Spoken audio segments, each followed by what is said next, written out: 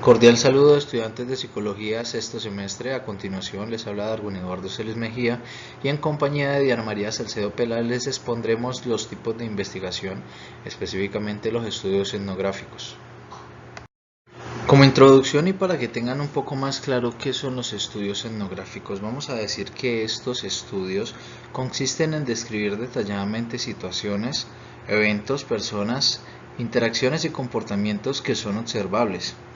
Además, algo a tener en cuenta para este estudio es que incorpora todo lo que los participantes puedan expresar, sus experiencias, sus actitudes, sus creencias y las reflexiones que hacen de sí mismos.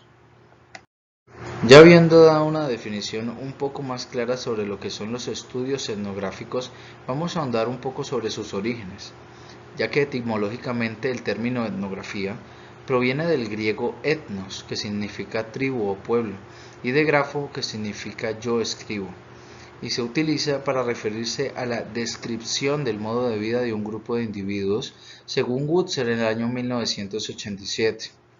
La investigación etnográfica fue desarrollada por antropólogos y sociólogos, convirtiéndose poco a poco, según la apreciación de Anthony Giddens, en el estudio directo de personas o grupos durante un cierto periodo de tiempo, valiéndose de la información o entrevistas para conocer su comportamiento social e individual.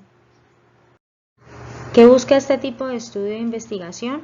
Como propósito principal, busca describir y analizar lo que las personas de un sitio, estrato o contexto determinado hacen usualmente, es decir, se analiza a los participantes en su vida cotidiana, así como los significados que le dan este comportamiento realizado en circunstancias comunes o especiales, y finalmente se presentan los resultados de manera que resalten las regularidades que implica un proceso cultural.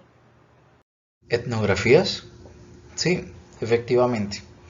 Hay diferentes tipos de etnografías que se deben tener en cuenta antes de iniciar un estudio etnográfico.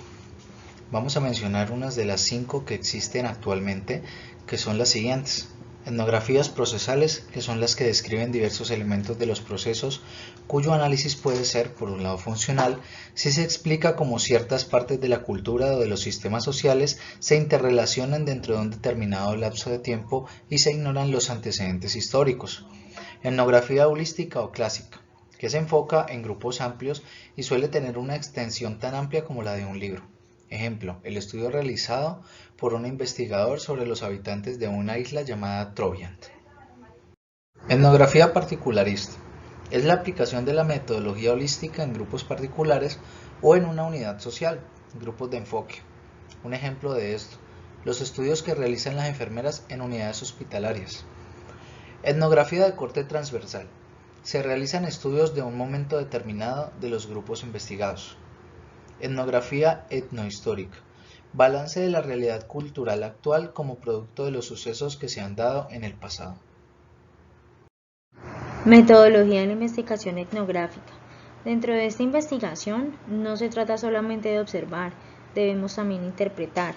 Hay una serie de fases o características, pero no tienen que ser tratadas de modo lineal.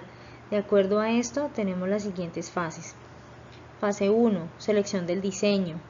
2. La determinación de las técnicas. 3. El acceso al ámbito de investigación. 4. La selección de los informantes. 5.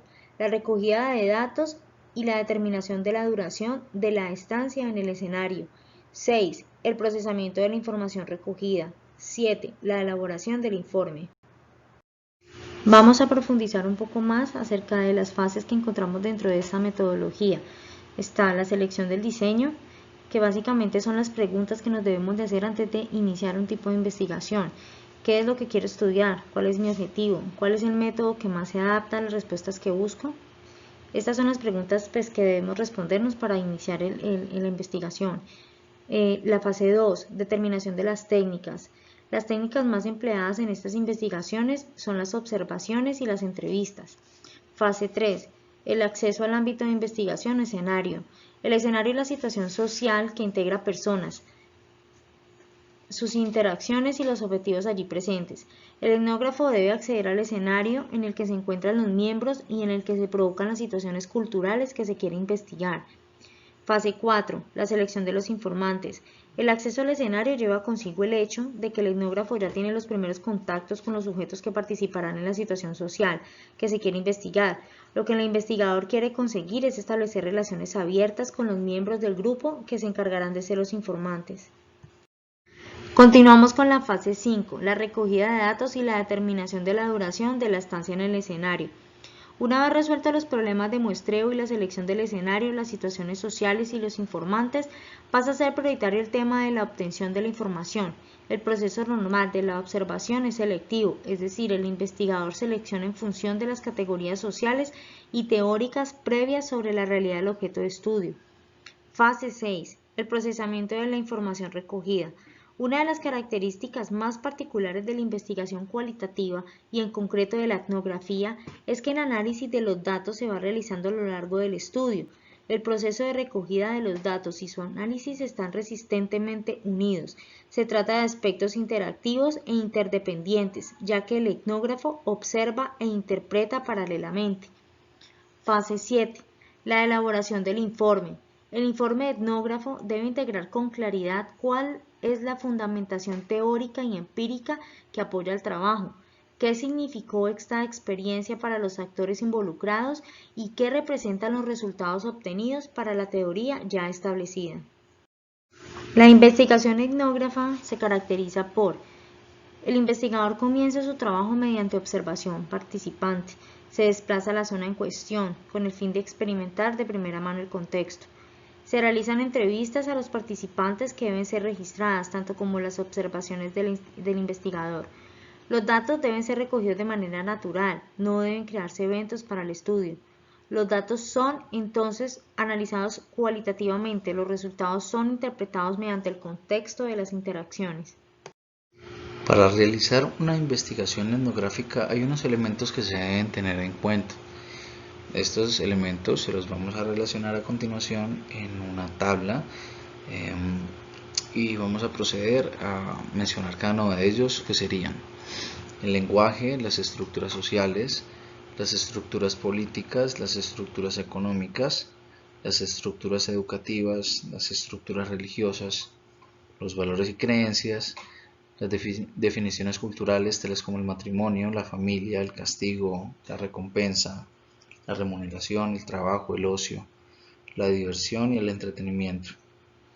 También se debe tener en cuenta elementos como la movilidad social, las interacciones sociales, los patrones y estilos de comunicación, los ritos y mitos, las reglas y normas sociales de cada cultura, los símbolos, la vida cotidiana, los procesos productivos, los subsistemas de salud, los centros de poder y distribución del poder, los sitios donde se congreguen los miembros de la comunidad o cultura en sí, la marginación, las guerras y conflictos, las injusticias y el uso de las tecnologías tales como el Internet, el uso del correo, de páginas web, de redes sociales y de teléfonos celulares o smartphones.